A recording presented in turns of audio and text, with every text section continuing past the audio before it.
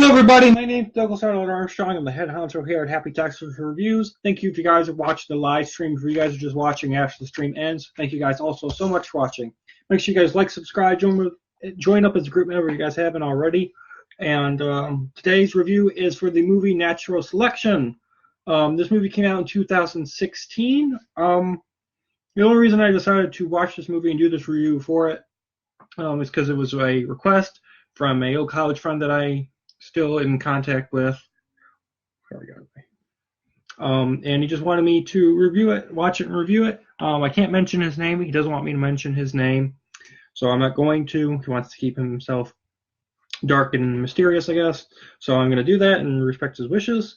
So I ended up watching this movie last week, and it took me a couple days to actually watch this whole thing because I was in the middle of doing all those other reviews for you guys last week. And then, of course, getting to watching Maze Runner: The Death Cure, which is like 2.5 hours long. That took a lot of time to watch and get that review completed and out for you guys. So make sure you guys check out that review. I just finished doing that yesterday along with a couple other trailer reactions. So if you guys haven't had a chance to, make sure you guys check that out. And then next week I will be doing Madagascar. And then after that, I think I have only a couple more reviews left. I've got Smurfs, Epic, and Forrest Gump, and that will be the end of list number 6. I might be seeing another movie or two at the theaters in between doing those reviews for you guys. So list number 6 should be concluded hopefully by mid to late June of this year, and then hopefully starting in July I will be starting up list number 7, starting off with the Harry Potter series. So look forward to that. So for those of you who guys don't know what Natural Selection is, it basically is about this 17-year-old kid. He's constantly moving around a lot. He's got a tragic past, a backstory. He's living with his mom. His dad ended up shooting himself on Christmas Day, and this kid, Tyler Evans, watched his dad do it, shooting himself, because he just couldn't take care of being a father anymore. So he just took his own life. And so it's basically this whole movie, which is about an hour and 41 minutes long, which is a good run time because it doesn't go really long and it really dives into each character and whatnot. It was good run time, perfectly set. So this movie is Tyler Evans and him moving to another high school, and he's trying to fit in and figure out, who can I hang out with, who should I be hanging out with. And it's my junior or senior year. I don't know which year he's in this movie, but he's like, I'm constantly taking care of my mom. I'm sick of it. I want to get a girlfriend. I'm trying to hang out with some friends. And this movie just focuses and shows you him in today's world of what high school life is actually like.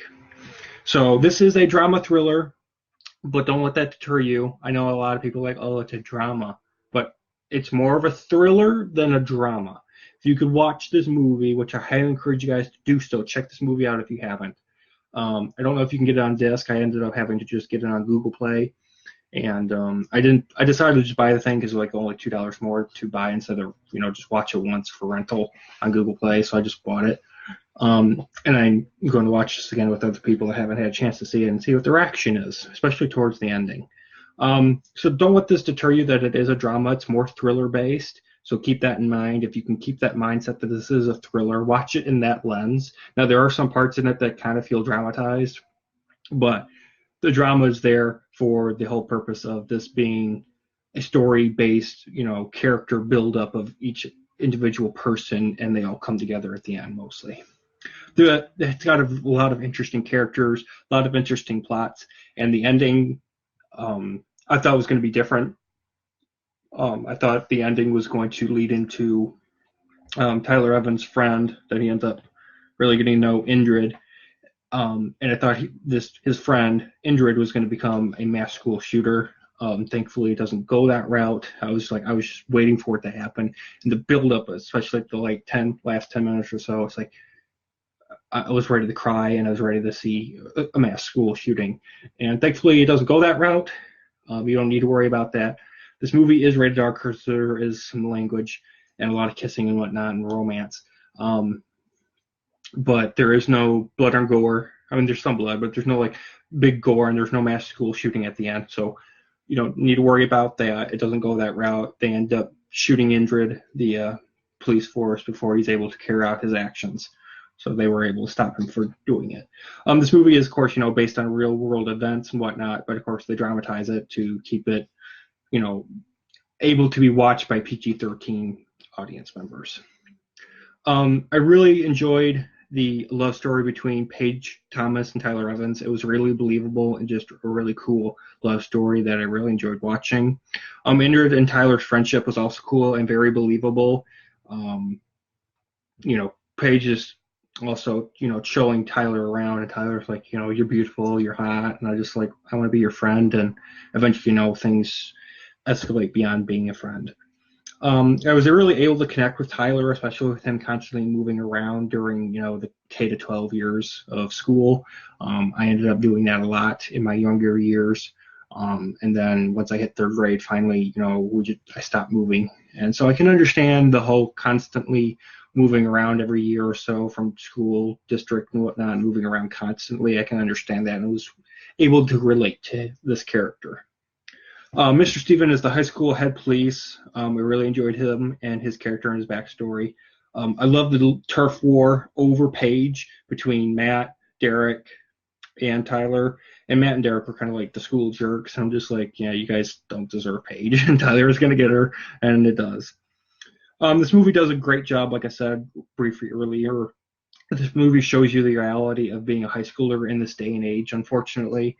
And, with the bullies and the parties and the dancing and other things that happen in high school now. And it's way different today than it was even a decade ago when I was in high school.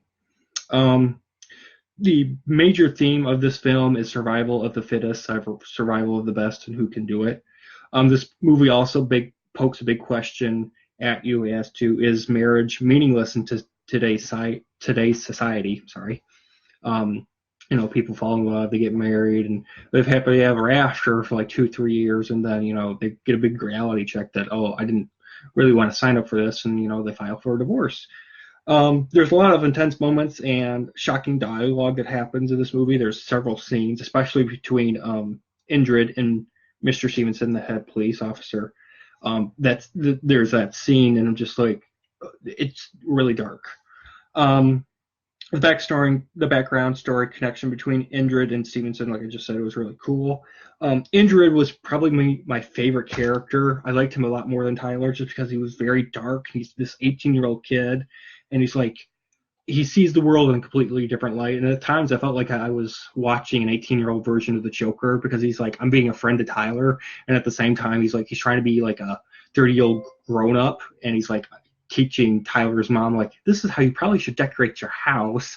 And I'm just like, how he's able to act and get that emotion and, expression across to different people is really cool. The actor that played Indrid did a phenomenal job.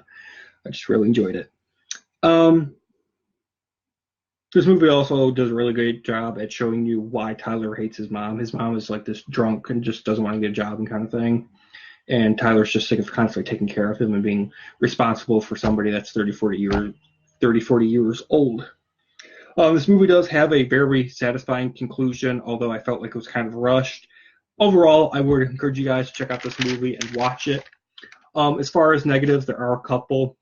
There's some language throughout this entire movie, so keep that in mind. It's PG-13 language, so you don't need to worry about it too much, but, I did notice that it was constantly picking up, especially in the first half of the film. There's a lot of language, and then sort of the second half, it just becomes more of dialogue heavy and action somewhat heavy. I also didn't know how there's a couple problems in this movie where I'm like, how did Indrid know where Tyler's apartment is in order to tell Tyler, hey, we're going to a party? Because there's no scene where Tyler's telling Indrid, this is my address, in case you want to come hang out with me. I guess it's just one of those things you're supposed to just believe that actually happens, in between scenes, but it never is shown. And I'm like, how did Indrid know where Tyler lives? How did he know where Tyler's apartment complex is at? This movie's called Natural Selection. I honestly think you need to watch this movie with some lenses on. It's a better movie if you just ignore Darwinism, natural selection, Big Bang Theory, evolution, the lack or the belief of in God. So if you can just shut off your mind from all the religious stuff and all the theories and Darwinisms and all that stuff that this movie is supposed to lead up to and be based on, and just watch it, like I said, as a thriller drama, then it's a better movie for you. This movie tries to do the whole natural selection thing and poke holes at religion and theories and all that stuff. And honestly, I hated that scene because it really didn't add anything to the movie.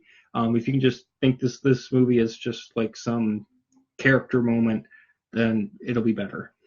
The conclusion was amazing, like I said, but I felt like it really was abrupt. And after the final conflict ends, we really don't get to see or know what happens with the remaining characters that are still alive at the ending. I don't know if there's a Natural Selection 2, like a sequel to this movie. I kind of hope there is. I didn't check it out before doing this review. I know there's like a video game, I think. So that's why I'm putting in the comments section Natural Selection 2016 review. This is the movie, not the video game. So I don't know if there's actually a sequel. It's 2019 when I'm reviewing this movie, and this movie came out in 2016. So I'm like, I don't think they're going to do a sequel if they haven't already, because it's been 3 years, and most of the time they would do a sequel within 2 to 3 years, unless, like, it's Avatar. Overall, I really had a blast watching this movie. It was definitely different, dark, but happy at the ending. Highly encourage you guys to check it out. At least watch it once, just to say that you've seen this film, and you can talk about it among other people and be like, yeah, I've seen this film. So it's not a movie that I would necessarily say own and rewatch on a constant basis, but it's a movie to just check out once and say that you've seen it, kind of thing. Thank you guys so much for watching. I'll see you guys all next week for Madagascar. Have a good one, guys.